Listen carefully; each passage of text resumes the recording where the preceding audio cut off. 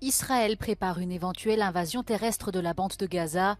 Le président de l'autorité palestinienne a appelé à la fin immédiate de l'agression contre les Palestiniens. La tension grandit à la frontière entre Israël et le Liban. De nombreux habitants des deux côtés quittent leur maison par crainte de nouvelles frappes.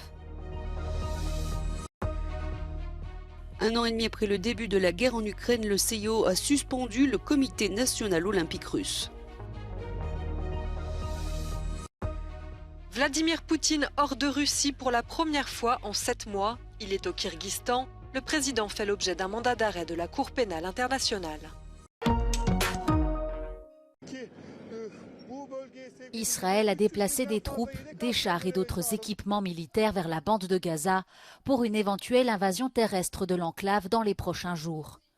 Après avoir qualifié les attaques du Hamas de 11 septembre israélien, le Premier ministre Benjamin Netanyahou a rendu visite aux soldats en première ligne. Rien ne doit être laissé au hasard, a-t-il ajouté.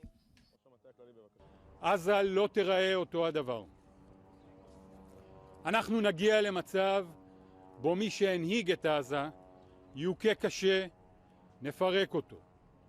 ומי שישאר שם יבין היטב שדבר כזה לא עושים למדינת ישראל. À Gaza, les 2 millions d'habitants sont pris au piège, sans eau ni électricité.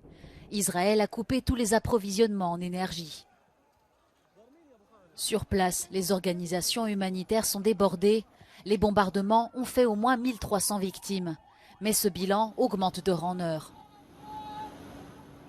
Depuis la Jordanie, le président de l'autorité palestinienne Mahmoud Abbas a appelé pour la première fois à la fin immédiate de l'agression contre les Palestiniens. Il a également rejeté les pratiques consistant à tuer ou à maltraiter des civils dans les deux camps.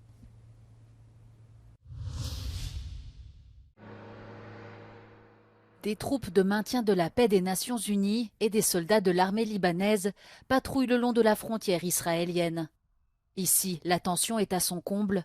Depuis l'attaque du Hamas sur l'État hébreu, de nombreux habitants craignent que le sud du Liban s'embrase à son tour. Lors des derniers affrontements en 2006, plus de 1000 civils sont morts dans la région.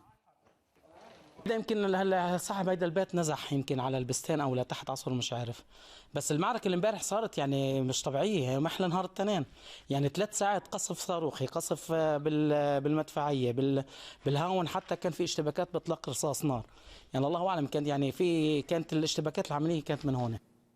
De l'autre côté de la frontière, de nombreux civils israéliens ont fui eux aussi. La plupart d'entre eux se souviennent des grands affrontements entre Tel Aviv et le Hezbollah il y a 17 ans. What do you think will happen here in the north in Metula? Here, I know that in case of actual war with Lebanon or with Hezbollah, we'll have to leave immediately. I hope it doesn't come to that. Le risque que la guerre s'étende au-delà de la bande de Gaza augmente. Au kibbutz Ayelet HaShahar, à 10 km de la frontière libanaise, les troupes israéliennes ont installé un poste de distribution d'armes. Toute personne possédant un permis peut obtenir des armes, des munitions ou même une formation.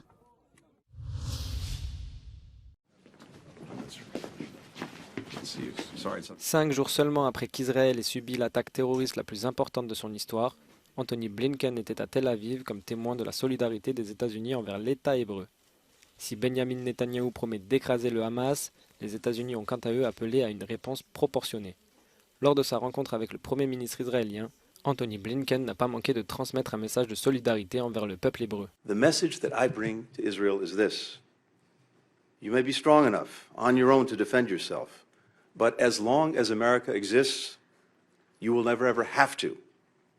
We will always be there by your side. Hamas should be treated exactly the way ISIS was treated. They should be spit out from the community of nations. No leader should meet them. No country should harbor them. And those that do should be sanctioned. Anthony Blinken a confirmé qu'au moins 25 citoyens américains figuraient parmi les victimes des attaques du Hamas. Il rencontrera ce vendredi le président de l'autorité nationale palestinienne qui ne s'est toujours pas exprimé depuis les attaques de samedi dernier.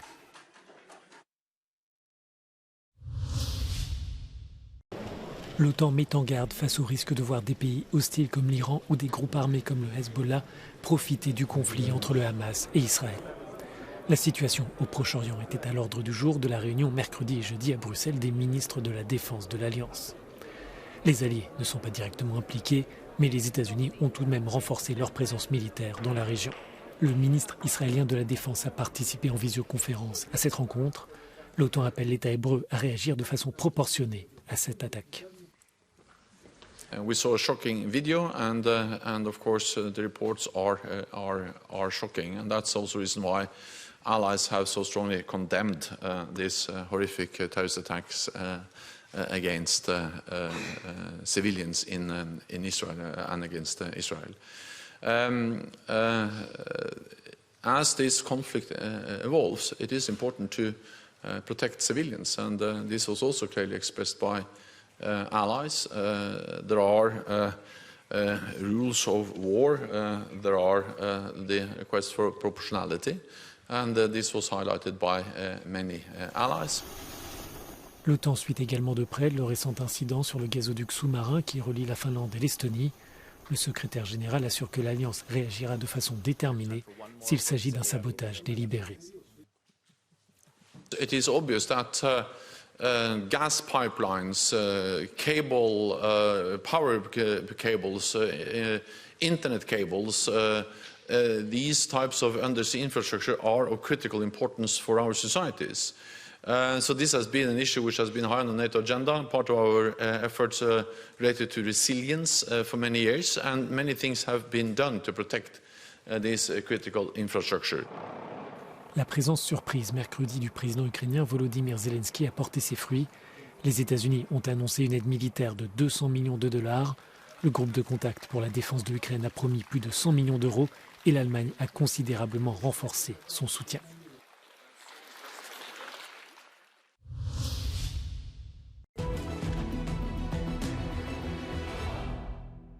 Ongoing localized Russian offensive operations near Avdiivka likely demonstrate the ability of Russian forces to learn and apply tactical battlefield lessons in Ukraine. The geolocated footage from the 10th and the 11th of October shows that Russian troops advanced southwest of Avdiivka close to Severne here in this area, and also northwest of Avdiivka near Stepove and Krasnohorivka in this area. According to Russian sources, instead of employing human wave-style meat assaults, Russian forces are likely effectively employing electronic warfare systems, counter-battery artillery preparations, aerial reconnaissance and others.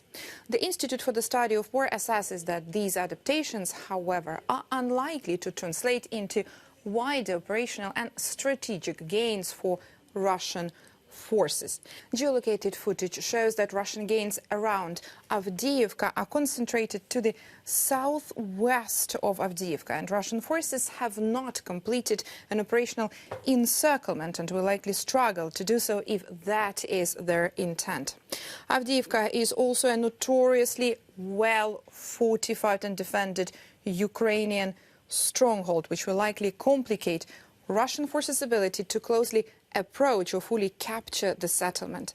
The hypothetical capture of Avdiivka will not open new routes of advance to the rest of Donetsk region. As the Institute for the Study of War previously assessed, Russian forces likely intend attacks in the Avdiivka area to fix Ukrainian forces and prevent them from redeploying to the other areas of the front. However, Ukrainian officials have already identified the Avdiivka push as a Russian fixing operation, and they're unlikely to unduly commit Ukrainian manpower to this axis. C'est une visite exceptionnelle pour Vladimir Poutine. Le président russe met les pieds en dehors de son pays pour la première fois depuis le mandat d'arrêt délivré contre lui par la Cour pénale internationale il y a 7 mois. Il est accusé de déportation d'enfants ukrainiens vers la Russie. Vladimir Poutine a choisi d'assister au sommet de la communauté des États indépendants au Kyrgyzstan. Ce groupe réunit certains anciens membres de l'URSS. Le Kyrgyzstan est un pays sûr pour le chef de l'État car il n'a pas ratifié le traité fondateur de la Cour pénale internationale. Vladimir Poutine doit s'entretenir aujourd'hui avec son homologue azerbaïdjanais, une première rencontre depuis l'offensive de l'Azerbaïdjan au Haut-Karabakh. Le Premier ministre arménien, Nikol Pachinian, lui, ne fera pas le déplacement. Ses relations avec Moscou sont très mauvaises. Il l'accuse d'avoir lâché les Arméniens à cause de son invasion de l'Ukraine.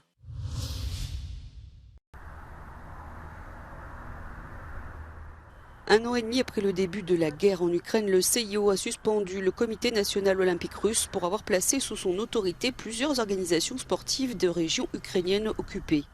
Pour l'organisation basée à Lausanne, réunie jusqu'à mardi prochain à Bombay pour sa 141e session, il s'agit d'une violation par les autorités sportives russes de l'intégrité territoriale du Comité olympique ukrainien, donc de la charte olympique.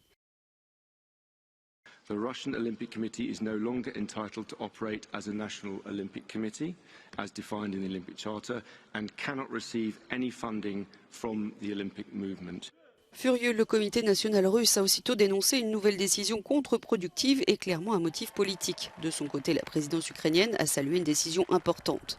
Le CIO a précisé que cette suspension n'affecte pas encore la possibilité pour les athlètes russes sous bannière neutre de participer aux JO de Paris 2024. Le journaliste et écrivain italien Roberto Saviano a été condamné à 1 000 € d'amende pour avoir diffamé la première ministre Giorgia Meloni qui l'avait injurié en 2020 en raison de ses positions anti-migrants. L'avocat de l'auteur du best-seller international sur la mafia napolitaine Gomorra a annoncé son intention de faire appel, même si le tribunal de Rome affirme que cette amende est avant tout symbolique.